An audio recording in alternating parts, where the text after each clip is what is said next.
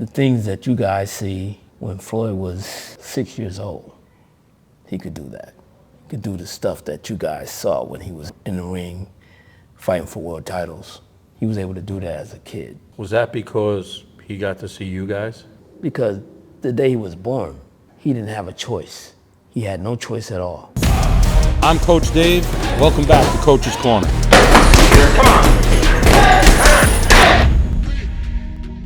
We're here today in Glen Cove, New York at Mamba Boxing Club. My friend Jordan Kennis opening up a new place out here in Long Island.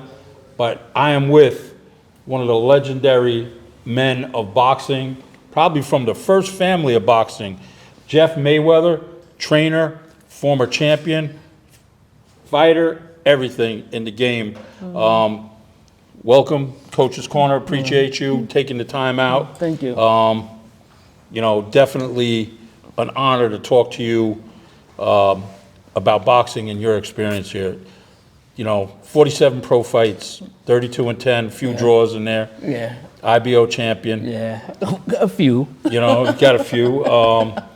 You know, obviously part of the Mayweather family, your brothers, your nephew Floyd. Let me ask you a question. Now, you know, people have talked to you. How did boxing start for you guys in Detroit? Not Detroit. Not Detroit. Grand Rapids. Grand Rapids, I'm sorry. But boxing started with Floyd Sr. Floyd Sr. Got in a fight with a school teacher. And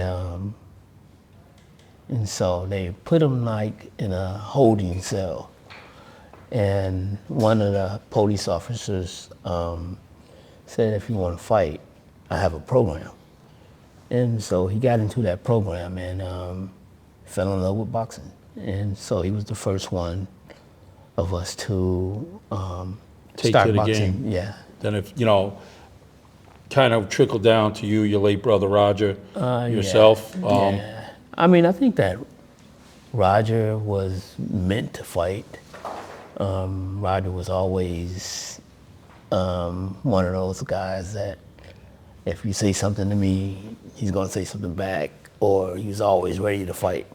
So, I mean, he was perfect for fighting. Me, I really didn't care about boxing at all. And I ended up in it because of Roger. Right. Basically, me and Roger was, you know, we're only like 2 or 3 years apart. And so I followed Roger everywhere. No matter where he went, I was there. But they must have had a reputation now growing when you know, with Floyd Sr. now. Yeah. And, you know, obviously Roger and now you coming along. So that your family's reputation in Grand Rapids was of a boxing family, correct? Yeah. I mean, we had a big following. I mean, because Floyd, he won, he did real well in amateur boxing. And then Roger didn't do great in amateur boxing. He didn't because he had this thing that he would do where right before the bell rings, he would knock the guy out.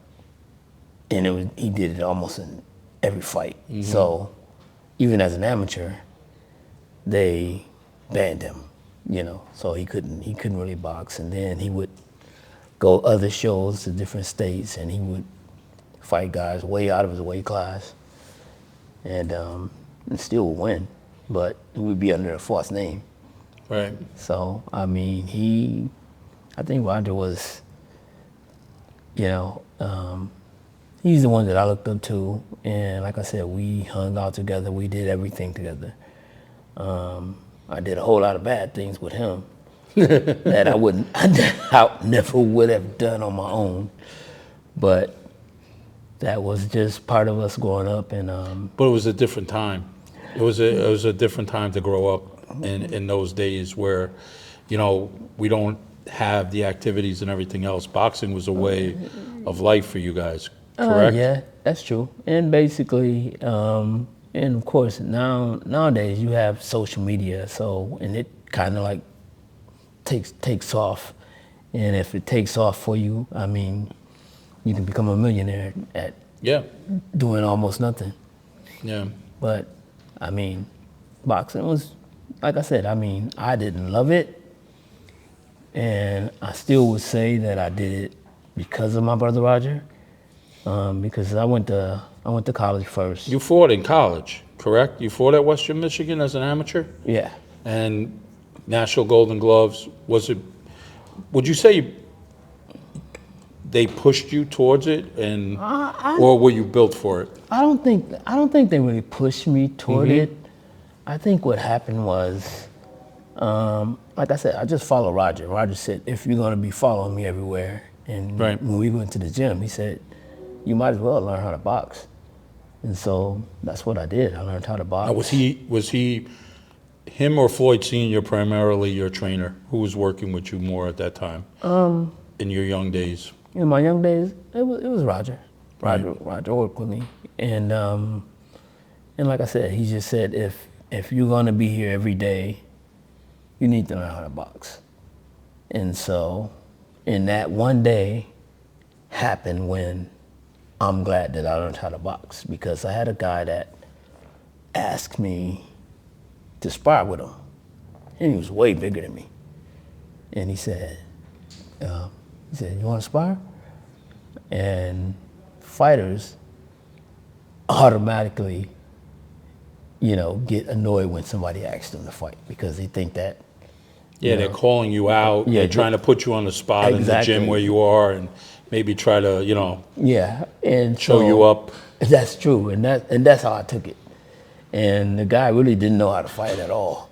But like I said, he was way bigger than me. He had caught me out, and so I beat the crap out of him. And it's so funny is that the last time I went back to Michigan, because I used to tell everybody the story about this guy. And then finally when I went home to Michigan, the last time I went back to Michigan, the guy showed up. He showed up at dinner with one of my friends. And so he said, you remember me? I said, no. He said, yeah. He said, you beat my ass. I said, how? I said, and I don't know you. And he said, yeah, you did it in boxing. He said, I was the guy that called you out, and basically you must have took it personal. Yeah. So, and that's exactly what happened. And I was telling the guy, I said, yeah, I've been telling this story for years. I said, what's your name? What's your name? Let me give you a little credit, right? Yeah. But so now you're in the gym, you're in the mix, you're taking amateur fights. Yeah. Right? Fighting in college, Yeah. going to the National Golden Gloves, which, look, we're similar in age and we come up in the same time, right? And not to discredit anybody about boxing today, I think boxing back then was a lot tougher than it is today, because you had to fight. But you're coming out of a fight area. What was the amateur level like there at that time? It's kind of funny because basically I had a lot of friends that just liked to hang around with me. And so basically I would bring some of them to the gym. And I actually ended up fighting in the finals one of my best friends. And I beat him up bad. Yeah. When I was beating him up, he grabbed me and said, look, take it easy. He said, my dad is out there. So I let him make the distance. You carried him for a little bit, I right? let him make the distance, but I wasn't gonna let him win. Of course not. And so I beat him up pretty good. And he always talks about that. Yeah. As an amateur now, right? Was there really, you're fighting, did the thought of going pro, was that there, or was it just you were enjoying, training, being with Roger, being in the gym, or was there a time that it came and said, you know what, I can do this as a pro, or I want to do this as a pro? How did that come about? I think what happened was, I mean, of course, it was my relationship with Roger. So myself, I won't never really say, that's you?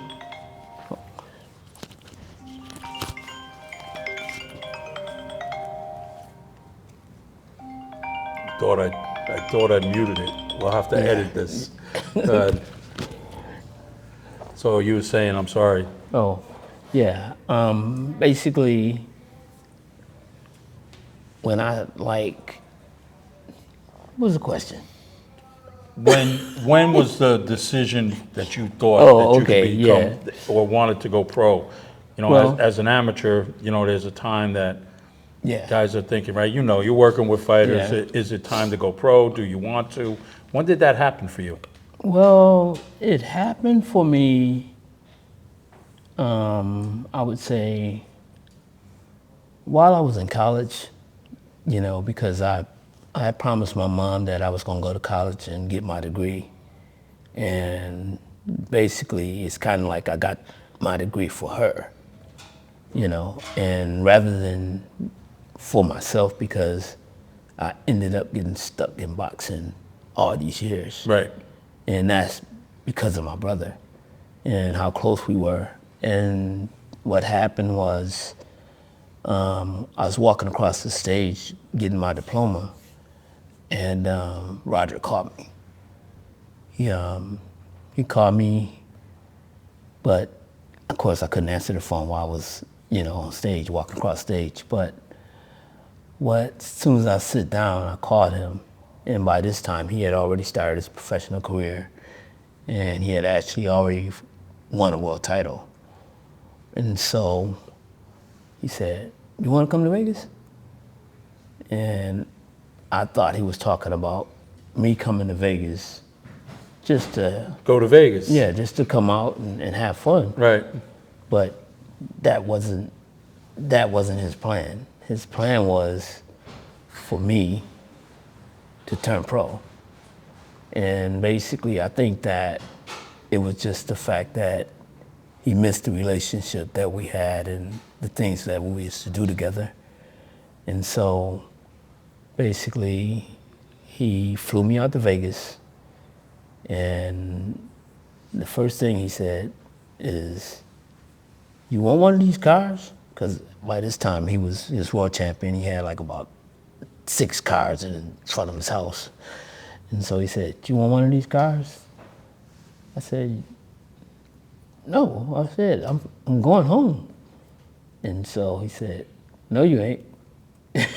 so, Surprise. yeah. So I said, "Okay, well, I'll take that car." And so he gave me that car, and he said, "You're gonna have to learn your own way around Vegas." And so, I mean, Vegas is it's kind of easy to learn because Yeah. you can see so many monuments and things that will take you in a certain direction. But so that's kind of like how I got started with, pro. Because I said to myself, I said, well, I mean, I've been boxing for a while, and now I got a chance to actually, see if I really got anything. So I want to test myself against, the guys that are out there, because I mean, it's easy to say Yeah. who you can beat. You got to answer that question. You know, as a Yes. coach and as a fighter, you got to answer a question: do I belong? Right. You know, at some point of your career, when you transition from an amateur to a pro, okay, I belong here. Now, as you go through your pro career, as you're rising up, where do I sit? Where do I rank? Can I fight with this guy? Okay, I checked that box. I checked this box. Yeah. But you did it for 47 fights. Yeah, I mean, like I said, once I got involved in it, Yeah. it just became a part of me. And the other thing that is funny is that when I arrived in Vegas, Roger took me to this jewelry store. He said, "See that guy right there?" He said, "That's your manager." I said, "Manager? For what?" He said, "That's your manager." and just left it at that. And so, I mean, basically, he had already planned. He already put all the wheels in motion for you. Everything, and basically, and I mean, I think it was more so the fact that I missed the relationship that we had, and then I actually moved in with him, and so we was hanging out, doing things together like we did a long time ago, and so then, of course, winning in boxing makes you feel good about yourself as well. Yeah. So I was doing well in boxing, so. You remember your first fight? Yeah. What was it like? Now you come it in, wasn't, did you feel, I don't want to use the word pressure because I don't think that's the right word. I think, did you feel anxious because, the expectation that maybe Roger had and your family had of you?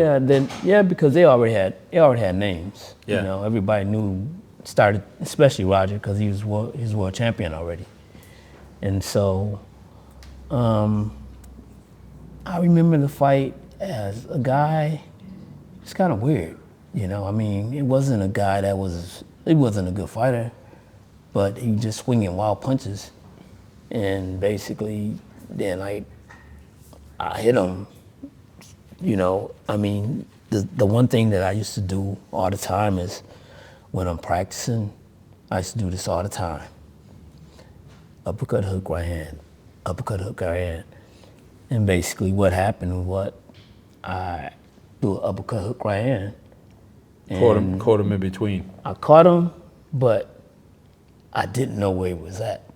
It was like he disappeared.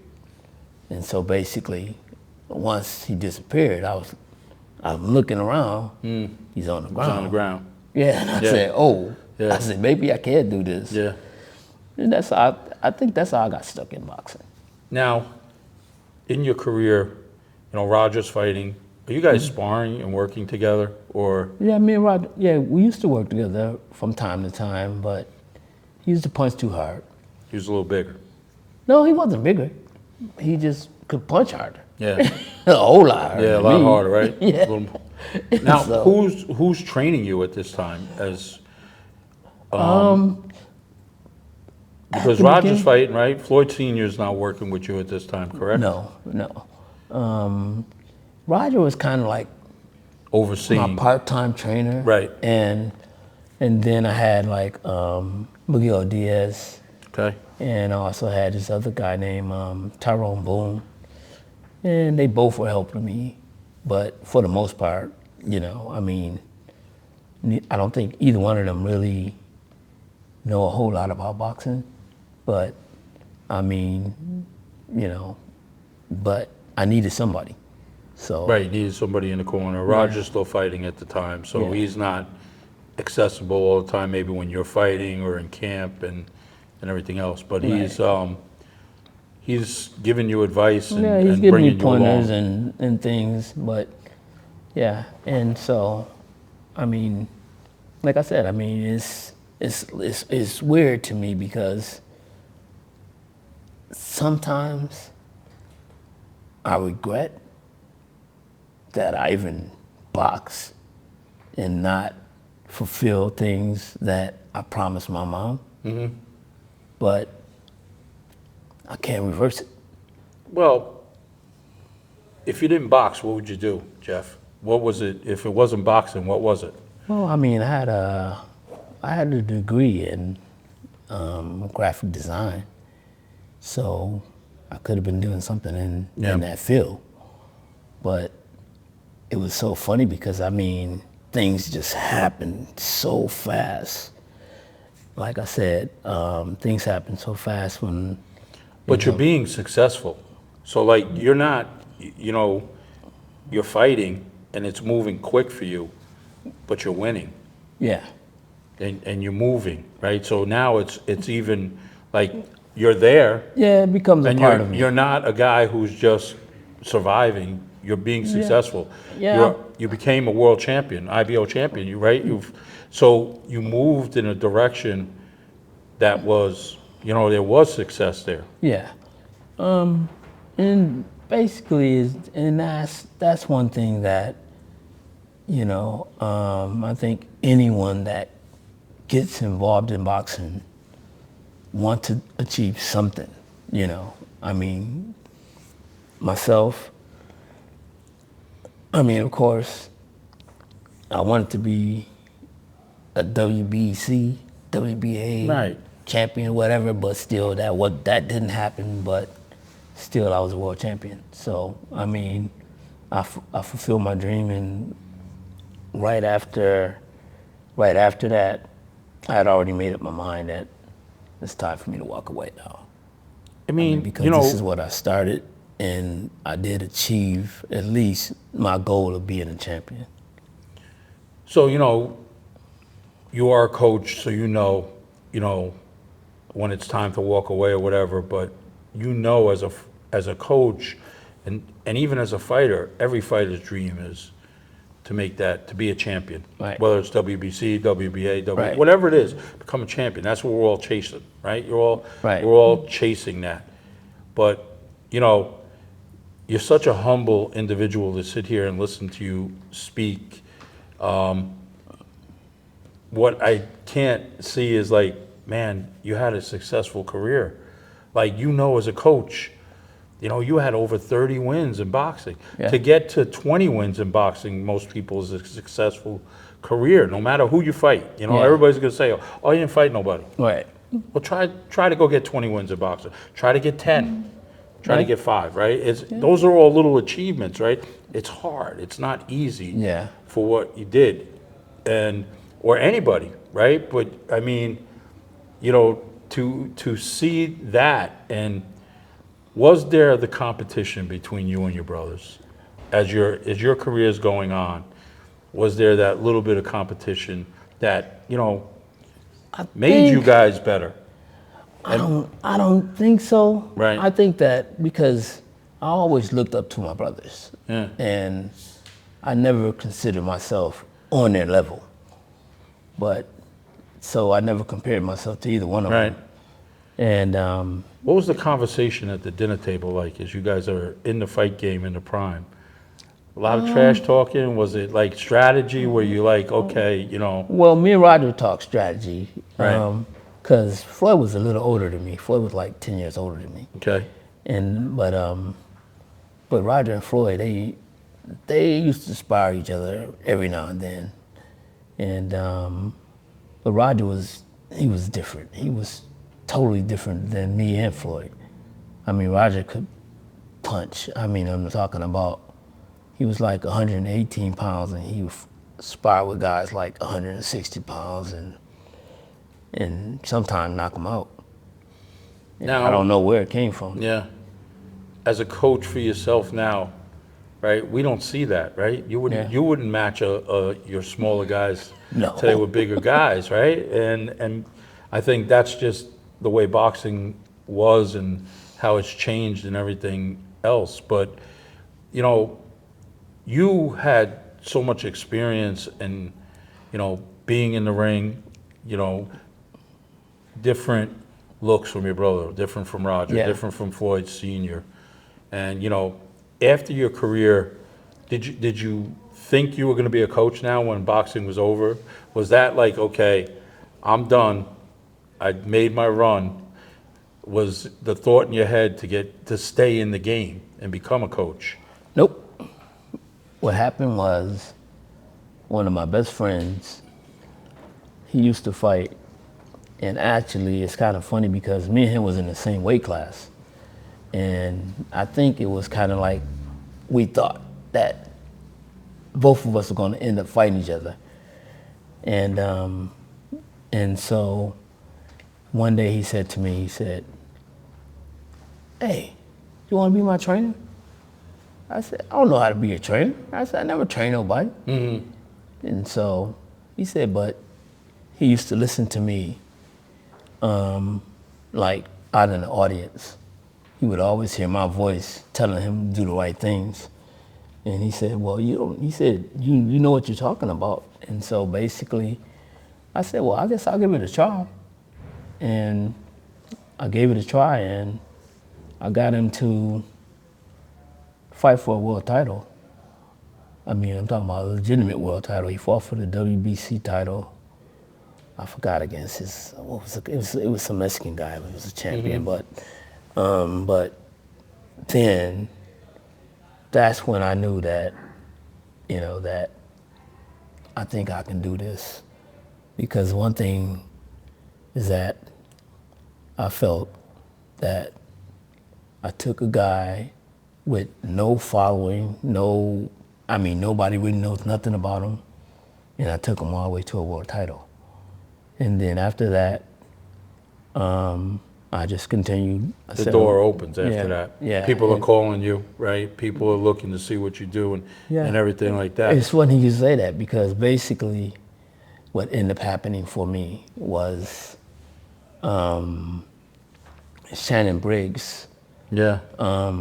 Because I made him a world champion, and I kind of felt like Emmanuel Stewart in this situation because I ended up fighting him with another fighter.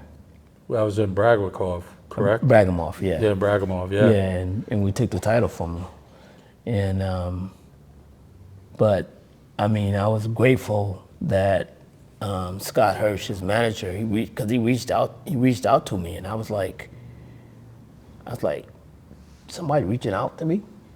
And I couldn't believe it, but he did. He got me down there, put me in my own place, gave me my own car, and I was like, wow, I never had nobody treat me like this. And so basically, it became. Then you start getting a little bit more. Yes, But more and more, you know what? yeah. Your success and your humbleness is just really, you don't see that a lot in boxing anymore. Very humble individual, especially for the knowledge and the experience you have. I think, you know what? You've been around not only your brothers, but your nephew, other fighters. You've been in the game.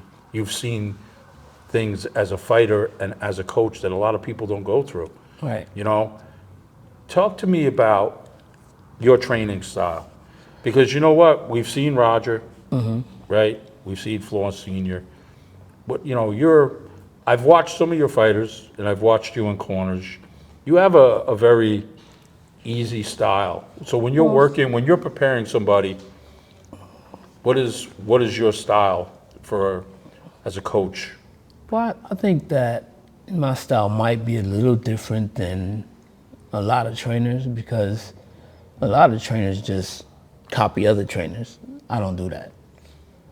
I can watch a fight with a guy that's probably 3 and 4, but I look for anything that a fighter does good, and if it's good, I try it with my fighter, and Right. if it works, we keep it. If not, let's get rid of it. And so basically, what I try to do is build up a library and have so much that I can look back in and say, okay, well, we need to do this, we need to do that. And I think that was the difference between probably me and my brothers because, I just felt that everybody has something to offer, and that means that you don't have to be a world champion, you don't even have to be a good fighter, but you can do something right.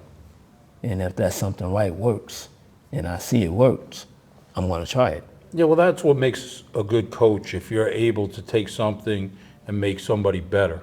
Yeah. Whether they're a pro fighter, an amateur fighter, or even a client, right? You want to try to make them better. Yeah. Because not everybody's going to fight for a world championship. That's true. And some people might not fight at all that we're working with. They might just want to come in, they love boxing, but it's going to end with training.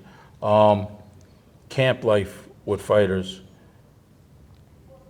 Are you, my way or the highway type of guy? And, you're working with personalities.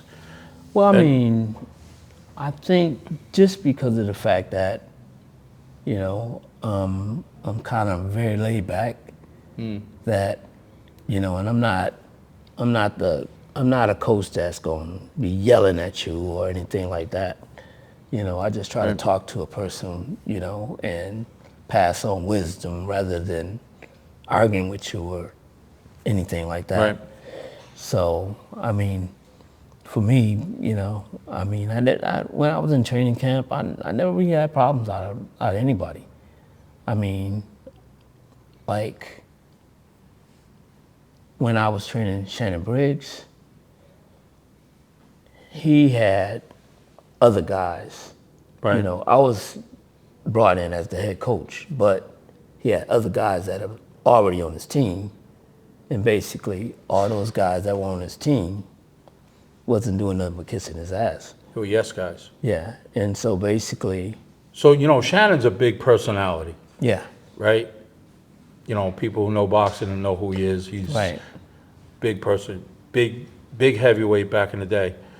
Really, maybe not the style of fighting that you grew up with, because, between Roger and Floyd Sr., maybe not working with the big heavyweights like that. How did you blend with Shannon, and what was your assessment of him when you first walked into camp with him? No, I'm going to be honest. Shannon probably was one of the most talented fighters, that I've ever seen. But he never showed it. He never showed it because of the yes men. And so, I used to work with him, and I told him once, because I never liked to have confrontation with a fighter. Right. But I did tell him once, I said, you can be so much better, but not letting him know that how he could be much better is to get rid of these guys. Yeah. Because they're not helping you. Yeah, sometimes you got to let the fighter make that decision on his own, Yeah. Because that can cause different things. But, we did see, signs of Shannon in different fights where he was. Yeah, well, he was spectacular, and then Right. times he was like an ordinary guy. Yeah. But I'm still grateful that his manager reached out to me. I had I have other world champions that my most accomplished world champion is actually a female, 8-time world champion, Jessica Rakoczy. Yeah. She, she is from Canada, and she could fight. And it was so funny because when I met her, first time I met her, she was jogging, and she said, "You want to race me?"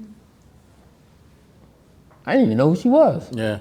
And I said, yeah. She ran off and left me.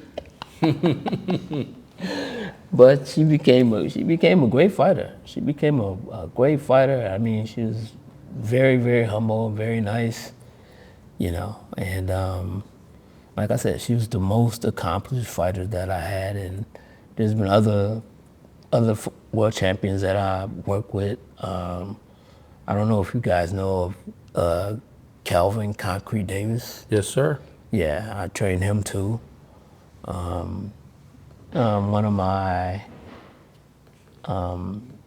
champions that I consider my friend, to the end, Celestino Caballero, Okay. 6-time world champion.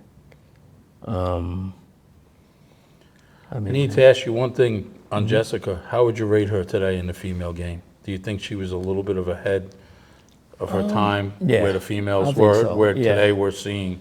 Yeah, because she fought actually like a guy. She didn't fight like a girl, Yeah. But still, yeah. I think she would do well in this era too. Yeah. Now there's, we see a lot of females, and, Yeah. Jake Paul's putting a lot of them on, and Yeah. there is a lot of talent right now in the female division. That's true. So we're not seeing it like, years ago where there was one or two, that were better than most. But training today from when you started, What differences do you see as a trainer, and do you handle people differently than maybe you did 10 years ago? Fighters. I think, well, I mean, of course, you're dealing with different personalities, Right. especially as a trainer.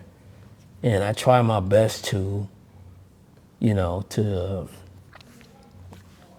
I don't care about somebody just liking me and liking what I teach them or whatever. I want them to like that. But if they don't like it, I'll find another way to train them and try to Get across, right. Yeah. So, I mean, basically, I mean, for the most part, I mean, I've had, and this is something that we talked about a little bit earlier, I've had fighters that I've been dealing with for years, and those same fighters, you give them, you give them their start and get them attached to somebody, and basically they walk away. That happens too. That's a part of boxing that nobody really sees. No, nobody sees. The other thing is nobody sees the amount of time, we were talking about this earlier. Right. The amount of time that you put in. And it's always you're not being compensated for, realistically, we see the big fights, right? People, the fans, not the hardcore boxing people, the Right. fans see the big fight and they think, oh man, there's so much money being exchanged. They don't realize, maybe fighters aren't making a lot of money. Trainers definitely, Right. as you're making your bones, you're not making a lot of money. You're putting more time in than Right. you're probably being compensated for. And, Yeah. Of course, I'm at the gym at 7, and not 7, 10, and I don't leave the gym until like about 6 o'clock. yeah. So I'm in the gym a long time, and then to have somebody that you work with and you give your blood, sweat, and tears to, and all of a sudden somebody comes along and just take them, and they don't even acknowledge anything that you did for them. I've had at least 2 fighters that's done that, and I still wish them well, still wish they're going to be successful, because what's going to happen is going to happen anyway. Yeah. But I mean, that's the one bad thing in boxing that a lot of people don't ever talk about. The loyalty level in boxing is not always there. Yeah, it's shit. It's shit, yeah. Right, what do we say? I say it before, boxing is like, having a bad girlfriend.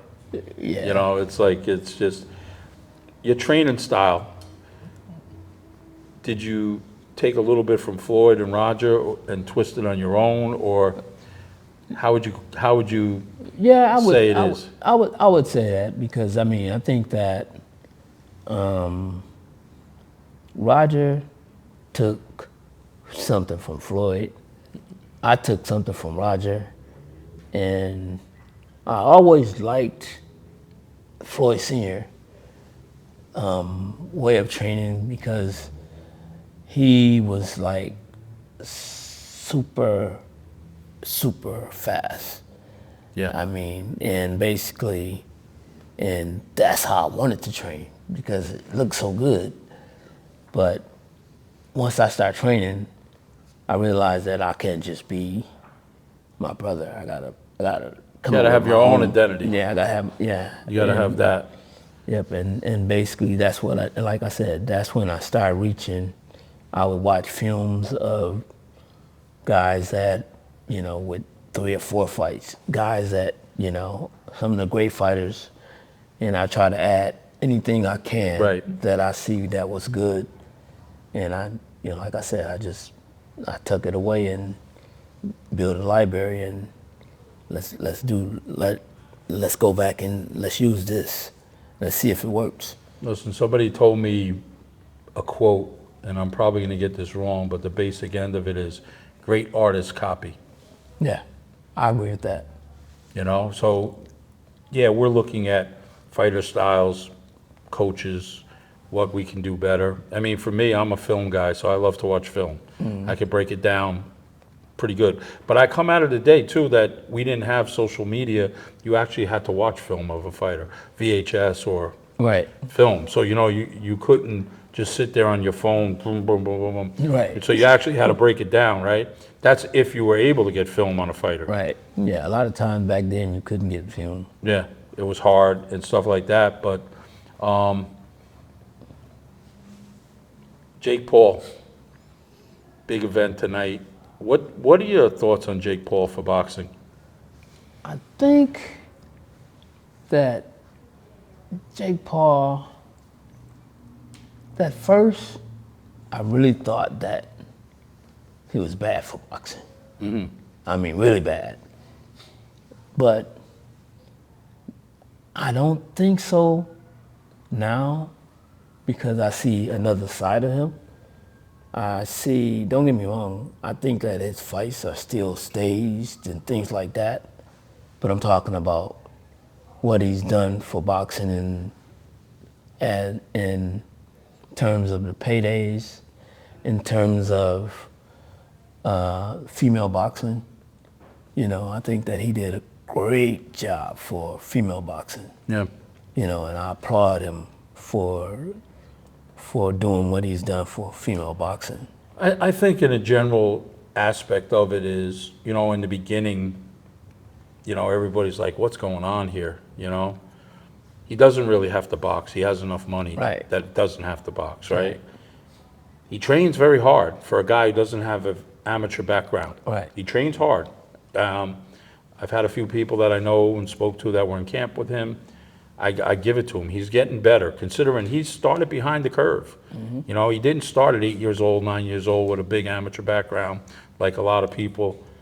I think what he's doing for boxing is he's bringing it more global to not the everyday fan. Right. The hardcore fans are going to find a way to watch boxing no matter where it is, right? He's brought it to Netflix. Yeah. He's promoted, Katie Taylor and Amanda Serrano, one of the biggest, Right. female gates ever, right? He's signing women fighters right now who can fight. They're athletic and they can fight. So I think he's giving it another look, which kind of makes me glad. So it kind of gives the next generation of what boxing is, because I think, look, you're coming out of an era with your family, your boxing history. A lot of these fighters today growing up, they don't know anything about boxing. I'm talking about boxing history, who fighters were, who great trainers were. I mean, you're coming out of the state of Michigan, is your family, you had Emmanuel Stewart, had a Kronk. Yeah. Those days are Long gone. They're long gone right now. Yeah. That competition of, where do we pass this down? Your brothers, as trainers, what they have done with your nephew is going to pass, that's boxing history. Yeah. That's going to be. But, I sit here with you today, and for a man who's not only accomplished everything as a fighter, coming out of a family that has a great history of boxing, a great knowledge of boxing, how humble you are. It's just, for the knowledge and experience you have, how do we pass that down today? What do you see? You're in the gym, people obviously come up to you, they want to talk to you and ask for your advice or your experience. What do you see as the next generation of trainers and the mentors in boxing? Well, I mean, myself, I just never wanted to be a trainer that's barking at a fighter. Right. I think that's disrespectful in any walk of life. I don't care. That's not training. That's not training. Yeah, that's not training. That's not training at all to me. And basically, I don't think that I will ever disrespect someone in boxing just because they did something wrong. It's funny because, I remember one time, my brother, Roger, and he was like, he was training this girl. And he used to, like he was teaching her defense, but he would smack her upside the head. And so I told the girl, I said, why did you let him do that? She said, oh, I love it. I said to myself, I said, oh, okay, well, I ain't got nothing to say. Yeah. Yeah. But, out of your two brothers, Floyd Sr. and Roger, and I'll put you on the spot. Who was a better trainer? Or was it you? I can say that my training is different than both of theirs. I took a little bit of them. I took a little bit of other trainers, and I took a little bit of other fighters as well. So I think that at the end of the day, I had more in my library than both of them. Yeah. But I don't know. I mean, of course, most accomplished people would say Roger, because Roger trained multiple world champions. Floyd Sr. trained multiple world champions as well, and so have I. So I guess I'll leave that for a fan. Yeah. It just depends on what. Because of Floyd Jr., most people would say Roger, because Roger trained him for quite some time. Even though his dad was the one who got him started. Right. And it's funny because the things that you guys see when Floyd was 6 years old, he could do that. He could do the stuff that you guys saw when he was in the ring fighting for world titles. He was able to do that as a kid. And was that because he got to see you guys? Well, no. And that he was just a natural talent? No. At this point, it was only his dad, because the day he was born, he didn't have a choice. He had no choice at all. Basically, that was the path. That was his dad's only thing that he ever taught him in his life, is boxing. Never taught him anything else. And it's one of those things that when you start something young enough, chances are you're going to be successful. You've seen it over and over and over. You have Michael Jackson starting at, right, 6, 7 years old, and, become one of the greatest entertainers ever, and there's other people that's done the same thing. Tiger Woods. Yeah. And so basically, I think that's kind of like, now I see a lot of people, especially in boxing, are starting their fighters very young. Very young. And do you agree with that as a trainer? I guess if boxing is your ticket, it's all right, because it was a ticket for my nephew, and he became one of the greatest fighters ever. Yeah. What makes his ring IQ so high, in your opinion? Go back to where he started. He was, like I said, the things that you guys see right now, or when he was fighting, when he's actually fighting, he already knew how to do that stuff when he was like a baby. And so, he didn't have the time to go out and play basketball, do anything like that. His dad had him in the gym. When he was of age, he was in the gym, and he worked as hard as he could. And basically all that stuff is stuck with him. Because one thing is this, is that if you start somebody young enough, like I said, they're gonna be successful But if they do it long enough. You're right, but Yeah. you know what? I don't know, because I've never met your nephew, and what I see from a distance is his work ethic is unbelievable. Yeah. Like, you can put somebody in the gym and say, train, do this, but there's a difference between some people who, okay, they're gonna listen, but then there's, you know, I've watched how he's prepared for fights, I watch him fight, you know, obviously on the internet, all the information, read about, his work ethic is like, when he's getting ready for a fight. Yeah, it's incredible. And even today, he's still, you know, fighting in exhibitions. He's in shape. He's in the gym. He doesn't take it lightly. He's never gonna be out of shape. You know, I mean, he doesn't drink, he doesn't smoke. His dad never smoked, never drank. Roger never smoked, never drank. I never smoked, never drank. So that wasn't a part of. No, you live the lifestyles as fighters. Yeah.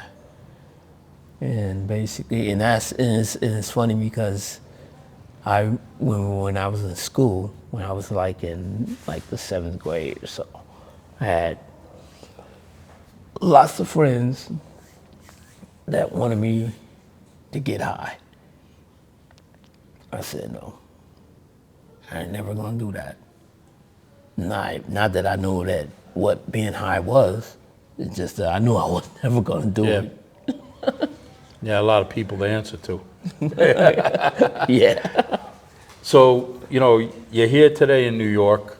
You come across with your friend Jordan over here, Mamba Boxing Gym. What else are you doing today? You have a clothing line. You're training people. What is next for you, Jeff? Or are you just enjoying the boxing world and what you have? And are you still, you know, people still calling you, obviously, to train them, to say, look, I want to be a world champion? Yeah, a little bit of everything is still going on.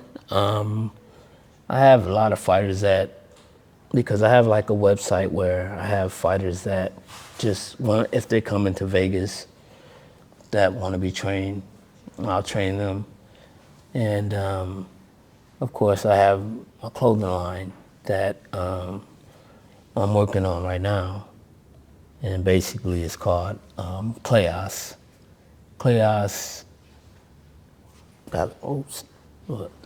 ChaosAthletics.com. Okay. And How'd that come about for you? right now it's just launching right now. Okay. And basically I have on the hat and I have on the shirt There you go. that has like the Mayweather legacy, and then I have the other Chaos. The word Chaos means legacy, and basically, and so I have like different brand that we're using, just not just this brand, but we also using Chaos. Gotcha. And Well, your family is a legacy in boxing. yes, You know, your late brother, Floyd Sr., your nephew, yourself right now, you guys, you know, to pass it down. yeah. Do you see your nephew someday training people with his so much experience and knowledge? I mean, he trains people, Yeah. but I don't think he will ever be a trainer. Yeah. I think he's too successful to ever be a trainer.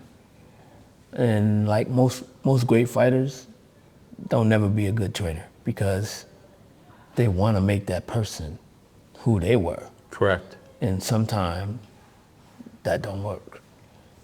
You know, because I mean, don't get me wrong, my nephew,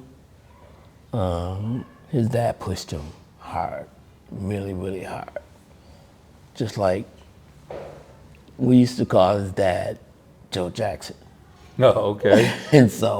And I don't know how hard Joe Jackson actually pushed his kids, but he pushed his kids to greatness.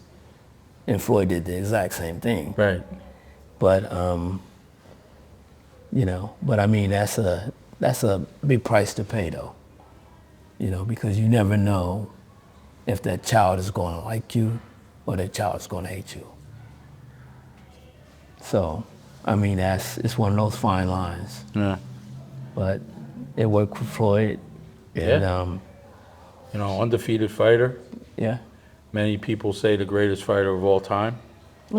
Yeah. Well, one thing about boxing, I think, is when you say, if you stick strictly to boxing, yes, I consider my nephew the greatest fighter ever. But when you talk about more than boxing, when you have like a Muhammad Ali who stood for a whole lot more than just boxing, Yeah. that's different. That's a different comparison. And basically, He had a lot more to overcome at Yeah. the time yeah, and than he was- boxing. Yeah, I mean, he had the civil rights movement and things like that, and and he stood up for so many different other things. Like you said, he was willing to die rather than go to the military. Like he said, he said, my oppressors are right here. My oppressors are not over there in some country where I've never been. And that was a big thing, for anybody at any level to stand up like that and Yeah. just say, you know what? I mean, the guy was heavyweight champ and, put everything on the line. And I often say today, Muhammad Ali would have probably been the highest paid athlete ever if he was by far. at this time. Yeah, because he had personality. Everybody loved him. And it was just not, he could speak to anybody. But wait a second. You know what's funny? In the beginning, everyone hated him. Because he was changing culture. He was changing culture at a Yeah. time like that, okay? And, people don't take change so much. You That's see true. it today, right? That's You work with different fighters. We manage personalities. Sometimes, you see something and a fighter doesn't want to understand the change to be better, Right. right? And it takes That's some true. times, and then they come back and they say, you know what, you were right. We should have did that, Yeah. But, how do you think the Mayweather legacy is going to be perceived in 5 years from now, 10 years from now? I think that the Mayweather legacy is going to last a long, long time. I don't think that it's going to be an afterthought for a long time. I think that we all achieved something and even created something even better than all of us was. And so I think we did a great job as a team and as a family. And Yeah. that I don't think we're ever going to see a family like that in the sport. Whereas we've seen many different success stories, yourself, Roger, Floyd Sr., obviously your nephew, Floyd Jr. You guys have many different facets, and you're true boxing people. Your love of the sport, and you're passing knowledge. You're still passing the knowledge Yeah. down, and hopefully somebody that you pass that knowledge to takes it and runs with. I know our friend Jordan over here, he's bringing it here to the East Coast, and he's one of the Jordan is still in where you at? he's one of the better one of the better guys in boxing that I've met in many years, and Yes, I really I agree. appreciate his friendship and letting us be here today. But Jeff, it's really an honor to sit and talk boxing with you. I appreciate you taking the time out. I know you got a lot of stuff to do, but from my heart, I appreciate you as really well. do. So you got Coach Dave McDonough, Coach's Corner podcast. Train hard, train smart, and we'll see you in the next round. Legend Jeff Mayweather from the Mayweather family.